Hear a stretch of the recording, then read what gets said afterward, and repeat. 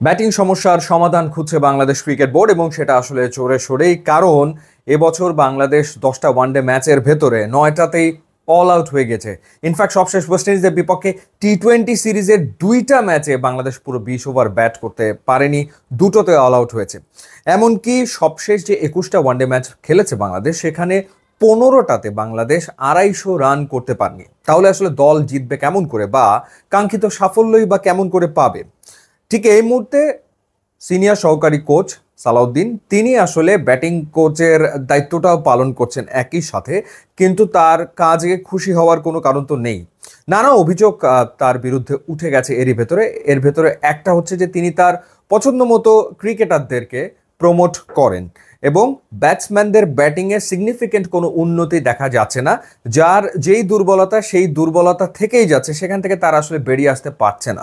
তো সেই ক্ষেত্রে ব্যাটিং কোচ আসলে কি করছেন, বা এই যে সিনিয়র সহকারী কোচ সালাউদ্দিন, যিনি মান্থলি বেতন পাচ্ছেন রেকর্ড 10 লাখ টাকা, এর আগে কোনো দিন কোনো লোকাল কোচ এত টাকা বেতন পাননি, কিন্তু তিনি বেতন পাচ্ছেন, কিন্তু তার কাজের পারফরমেন্স তিনি দেখাতে পারছেন না, ব্যর্থ হচ্ছেন বারে বারে। সেই কারণে এখানে একটা বড় ধরনের পরিবর্তন আনার কথা ভাবছে বিসিবির যে নয়া বোর্ড সেটি। এবং সেখানে আলোচনায় রয়েছেন মোহাম্মদ আশরাফুল, জাতীয় দলের সাবেক ক্রিকেটার, যিনি ঠিক এই মুহূর্তে কোচিং পেশায় যুক্ত রয়েছেন। তার সাথে বিসিবির এরই ভেতরে কয়েক দফা আলোচনাও আসলে হয়েছে।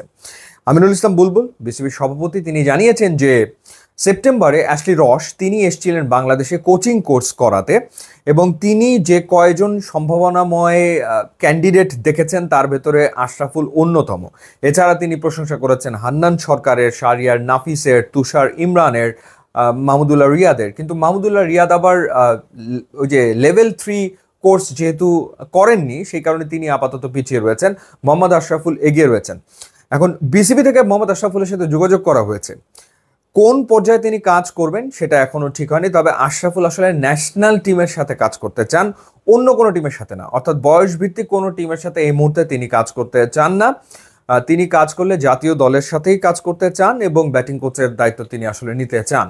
তো সেই ক্ষেত্রে বিসিবি লোকাল কোচদের কথাও ভাবছে, আবার বিদেশি কোচদের কথা আসলে চিন্তা করছে। একজন অস্ট্রেলিয়ান ব্যাটিং কোচের সাথেও আলোচনায় রয়েছে ক্রিকেট বোর্ড। যদি সেই আলোচনা এগিয়ে যায় তাহলে হয়তো বা একজন অজি ব্যাটিং কোচ বাংলাদেশ দল পাবে, আর না হলে মোহাম্মদ আশরাফুলকেই হয়তোবা জাতীয় দলে দেখা যাবে। সো বিসিবির যে বোর্ড সভাটা রয়েছে আজকেই, সেই বোর্ড সভাতে অনেকগুলো বিষয় নিয়ে আলোচনা রয়েছে। বিপিএল এর দল ঠিক করা হবে, এরপর ন্যাশনাল টিমের পারফরমেন্সের একটা মূল্যায়ন করা হবে, কোচদের পারফরমেন্সের মূল্যায়ন করা হবে। সেখানে আসলে ব্যাটিং কোচের এই প্রসঙ্গটাও আসবে।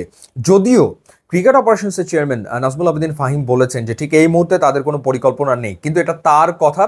স্পষ্টভাবেই একটা ভাগ আমরা লক্ষ্য করছি, একটা বিভক্তি লক্ষ্য করা যাচ্ছে। মানে সেই ক্ষেত্রে একদিকে নাজমুল আবেদিন ফাহিম এবং সালাউদ্দিন তারা একভাবে দল পরিচালনা করতে চান, আবার এই যে নতুন যে ডিরেক্টররা নির্বাচিত হয়েছেন তাদের ভেতরে যে 4জন সাবেক ক্রিকেটার বা ক্যাপ্টেন রয়েছেন, যেখানে খালেদ মাসুদ পাইলট রয়েছেন, আব্দুর রাজ্জাক রাজ রয়েছেন, ফারুক আহমেদ রয়েছেন, আমিনুল ইসলাম বুলবুল রয়েছেন, তারা আবার একটা কমিটি নিজেদের মতো করে করে নিতে চান, বা এটাকে তারা আসলে কমিটি নামও দিতে চান না, যেটাকে তারা একটা ছায়া কমিটি অনেকেই বলছেন।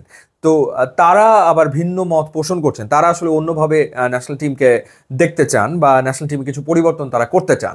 সো দেখা যাক শেষমেশ বোর্ড সভাতে আসলে কি সিদ্ধান্ত হয়। তবে ব্যাটিং কোচ হওয়ার ক্ষেত্রে অনেকাংশেই এগিয়ে গেছেন মোহাম্মদ আশরাফুল, এবং সম্ভবত সালাউদ্দিন তাকে হয়তোবা অন্য কোনো দায়িত্বে বিসিবি সরিয়ে নিতে পারে বলেই শোনা যাচ্ছে। ইউটিউব, ইনস্টাগ্রাম লিঙ্ক দেওয়া আছে, আপনারা যোগ দিলে খুবই খুশি হবো। And thanks for watching.